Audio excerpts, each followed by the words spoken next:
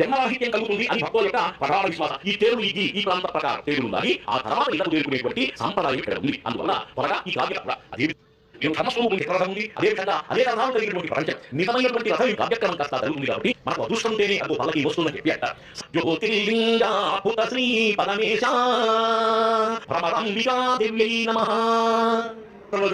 మహాశివరాత్రి బ్రహ్మోత్సవాల్లో నిన్న కళ్యాణం జరిపించకుండా ఆ పార్వతీ పరమేశ్వరుడు నవ దంపతులుగా మారిన శ్రీ బ్రహ్మరాంబ మల్లికార్జున స్వామి వారు ఈ రోజు రథోత్సవం జరిపించుకోవడానికి అధిరోపిస్తూ ఉన్నటువంటి సందర్భాన్ని మనమంతా కూడా చూస్తున్నాం.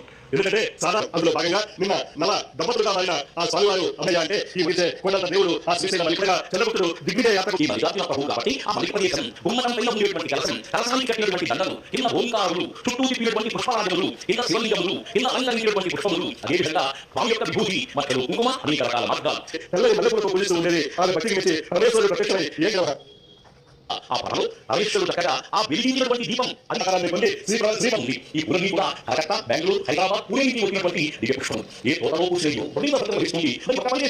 కావాలంటే ఏం చేయాలి కూడా విస్తరించాయి, వ్యాపించాయి. విస్తరింపజేసే కాంతికి ఎలా ఉండదో అదేవిధంగా ఇవి ఉన్న సమస్త విశ్వాన్ని ప్రదర్శించింది. ఈ విశ్వంలోని భూమి నిలబడి ఉన్నప్పటికీ ఇవన్నీ కూడా ఈ విశ్వం యొక్క చైతన్యంలోని భాగాలు మాత్రమే. కాబట్టి ఇవన్నీ కూడా ఒకే చైతన్యానికి సంబంధించి ఆ చైతన్య స్వరూపుడే పరమేశ్వరుడు. ఆ పరమేశ్వరుడు ద్వారా కలుగున్నాడు. రథోత్సవాన్ని జరుపుకుని గ్రామోత్సవాన్ని నిర్వహించుకుని భక్తులన్నీ అందరినీ కూడా అనుగ్రహించగా ఈ రోజు రాత్రి అక్కడ ఉన్నటువంటి పుష్కరిలో తెప్పలపై విహరిస్తూ స్వామివారు దర్శనమిస్తారు. కనుక ఈ రకంగా